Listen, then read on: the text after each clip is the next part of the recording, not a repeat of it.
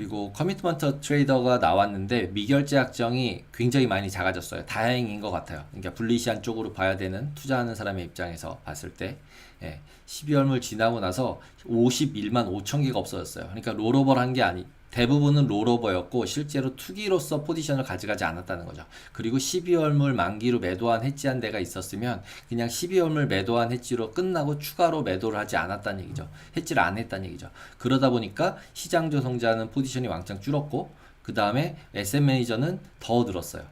그러니까 시장 매니저의 요 차이 5만 계약 정도가 기본적으로 네팅 포지션으로 봤을 때는 늘어난 거죠. 그러니까 줄어든 거죠. 마켓 메이커가. 딜러가 이제 마켓 메이커잖아요.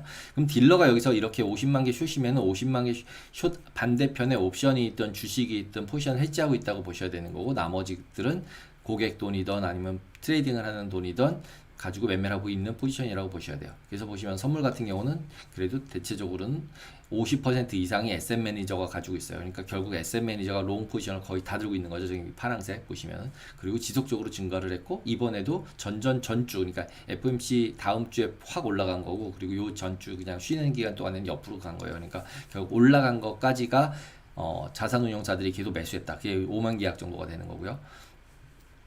그리고 지금 이제 딜러 같은 경우는 그거에 대한 해지용으로 혼자 계속 매도를 하고 그 나머지는 다 샀어요. 그러니까 개인도 샀고 CTA도 포지션 줄였고 매도했던 포지션 줄인 거고 그 다음에 실질 전전주 대비해서는 여기 그림에서 CTA가 줄였다가 다시 늘린 걸로 나오는데 이게 이제 전주하고 전전주 차이 두 주라서 이렇게 올라갔다 내려갔다 보시면 되고 그 차이가 이렇게 잡힌 거다라고 보시면 될 것 같아요. 그래서 지금 현재는 딜러들 매도 포지션이 계속 미결제 약정이 매도가 늘어나고 있는 거잖아요. 그러면 시장 전체로 보면은 롱 쪽으로 계속 바이어스가 되고 있다. 라고 보셔야 될 것 같아요. 그리고 다행인 건 미결제 약정이 많이 줄어들었다는 얘기는 3월물 또는 내년, 그러니까 24년도 월 만기 돼 있는 선물로 매도 해지하는 물량이 생각보다 크지 않았다. 라고 볼 수 있습니다.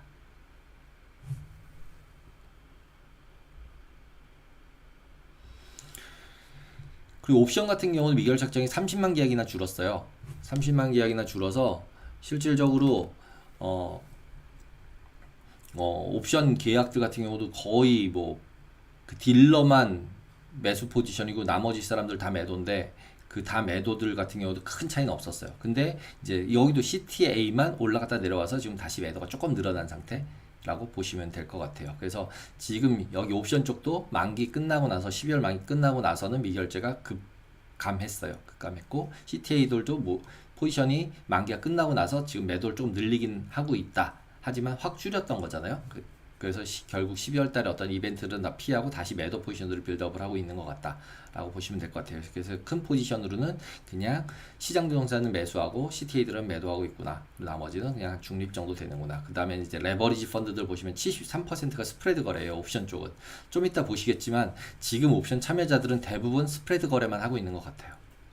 그래서 스프레드 거래 때문에 기본적으로 예전과 같은 옵션 플로우 때문에 급락을 하거나 급등을 하거나 하는 상태를 그러니까 레버리지가 계속 걸리는 상태를 예상하기는 생각보다 어려워진 것 같아요. 그래서 어느 정도가 매수나 매도가 일어나면 반대편에서 반대 포지션이 나와서 어느 정도 막아주는 모양들은 보여지는 그런 포지션들로 바뀌었다라고 보시면 될 것 같아요. 그게 제로 DT 때문인 것 같아요. 나스닥 같은 경우도 거의 6만 개, 5만 9,181개가 줄어들었어요. 그래서 이것도 롤오버를 좀 안 했구나. 그러면은 결국 해지하는 물량이 줄었겠구나. 이런 생각이 들고 여기도 마찬가지로 나스닥 뭐 ETF 이런 것들 있을 때 선물들 사면 당연히 선물들로 롱 가는 거니까 SM 매니저들은 혼자 지금 롱을 계속 가고 있어요. 난 레포터블 개인이라고 보시면 둘이 롱을 가고 있구나 라고 보시면 될 것 같아요. 그리고 레버리지 펀드들은 아직도 숏이긴 한데 그래도 조금 줄이는 모양인데 12월 말서부터 계속적으로 어쨌든 CTA들은 나스닥 선물 같은 경우 매도를 늘리고 있어요. 그러니까 뭐 나스닥을 팔고 러셀을 사든 뭐 이런 일을 하고 있겠죠. 또는 뭐 다른 거를 하든 이렇게 보시면 될 것 같아요.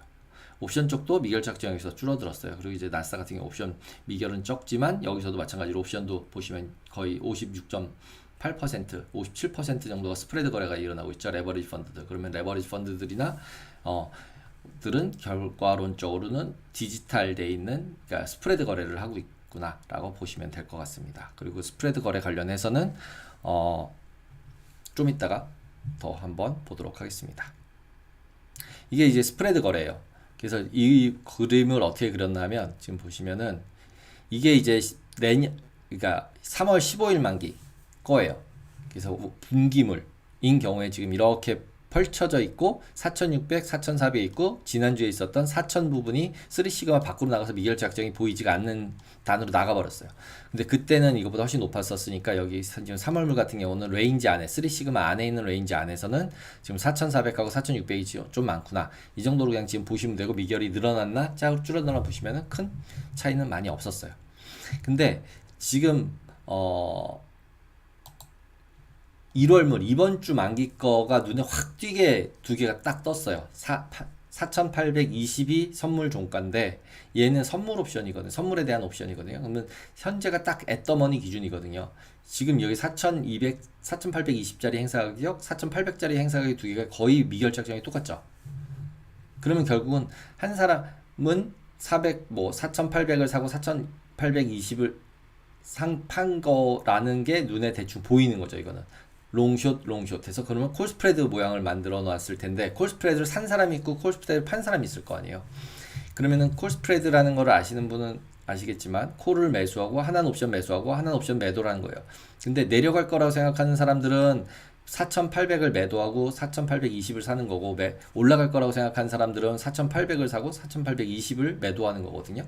그러면 이제 그 차이만큼 곱하기 해가지고 뭐 얼마냐 몇 계약 하느냐 이거에 따라 다르긴 하겠지만 기본적으로 그냥 20을 그냥 이 포인트별로 포인트당 가격이 20불이라는 게 있으니까 곱하기 하면 나와요. 그 수식은. 그러니까 그냥 비율로만 보시면 될 것 같아요. 그래서 4820이 옵션 가격이 24.75였고요. 그 다음에 4800이 36.25포인트였어요. 그럼 이 두 개를 빼면은 11.5예요. 근데 반대편으로 4820 이상에서 딱 끝나면 이거 두 개 행사 가격 차이인 20을 가져가는 거고요. 그럼 지금 11.5를 내고 산 사람은 4820 위로 갔으면은 20을 받아가요. 그러면은 8.5만큼 이득을 보겠죠. 그 다음에 대신에 밑으로 내려가면은 11.5 다 날리겠죠. 예, 4800 이하로 내려가면 11.5가 다 날리는 거예요. 그리고 4820 이상으로 올라가면 20 다 먹는 거고. 그러면 20 이상에 있을래? 아니면 4800 이하에 있을래에 따라서 그냥 베팅한 거죠. 이거 뭐 20포인트 차이는 거의 뭐 디지털에 가깝죠. 이 정도면 몇 퍼센트가 되는 것도 아니잖아요. 여기서 왔다 갔다 하는 수준에서 끝날 수도 물론 있지만 그러면 결국은 밑에 베팅 위에 베팅이 있는데 지금 이 그림에서 보시면은 여기 커브 자체로 보면은 의외로 여기가 이렇게 너무 굉장히 막 스티프한 상태는 아니에요. 이 변동성도 너무 낮고 이러니까 결국은 저의 그냥 개스로는 그냥 밑에 거를 팔고 위에 거를 샀을 것 같아요. 그래서 결국 그냥 그 그림상으로 보면은 4800 이하에서만 끝나면은 나는 그냥 돈을 버는 얼마를 버나면 11.5를 버는 근데 11.5를 벌긴 버는데 만약에 위로 올라가면 4820 이상 올라가면은 20을 내줘야 돼서 8.15% 5포인트가 손해가 나요. 그러면 깨지면은 8.5 벌면 11.5 라는 걸로 베팅을 한 거죠. 그래서 여기가 약간 적고 여기가 약간 더 많죠. 이런 식으로 지금 스프레드 베팅을 계속하고 있구나 라는 생각이 들어요. 이런 부분에서도 지금 보시면 S&P가 73%가 스프레드예요. 옵션 쪽은. 그러면은 지금 이런 거 같은 경우 롱숏이 다 들어가는 거기 때문에 매수 매도가 섞이기 때문에 실제로 스프레드 포지션을 잡아서 오픈 인트레스트만 계속 늘어나는 거죠. 미결제약정만. 그래서 지금 이런 식의 베팅들이 계속 늘어나고 있고 그러다 보니까 이제 여기가 매수냐 마켓 메이커가 여기가 매수냐 여기가 매도냐에 따라서 실질적으로 델타 헤지를 해야 되니까 뭐 여기서 임팩트가 있다 없다 얘기를 하는 거거든요. 근데 이렇게 콜 스프레드나 풋 스프레드로 가면 여기 포인트가 넘어가거나 이 포인트가 넘어가면은 해지할 이유가 없어져요. 이미 줄 돈 받을 돈이 끝났기 때문에. 그래서 급락하는 게 계속 일어나지가 않아요. 급락하려면 이게 그냥 한쪽으로 열려 있으면 매도하면 매도를 계속 매도를 해야 되는데 여기서는 어느 레벨 이 4800이면 4800이 넘어가면서부터 사서 그보다 더 밑으로 내려가면 더 이상 할 일이 없어지고 올라가도 더 이상 할 일이 없어져요. 줄 돈 받을 돈이 끝나버린다는 거죠. 해지가. 그러니까 이게 실질적으로 이런 포지션은 더 급락하거나 더 급등하거나 상태가 아니라 어느 레벨에서는 급등락이 있을 수 있는데 폭락이 안 일어나는 거라는 거죠. 그래서 이런 부분들로 시장들이 많이 바뀌고 있기 때문에 생각보다 폭락하는 경우가 별로 없는 것 같다라는 생각이 들었습니다.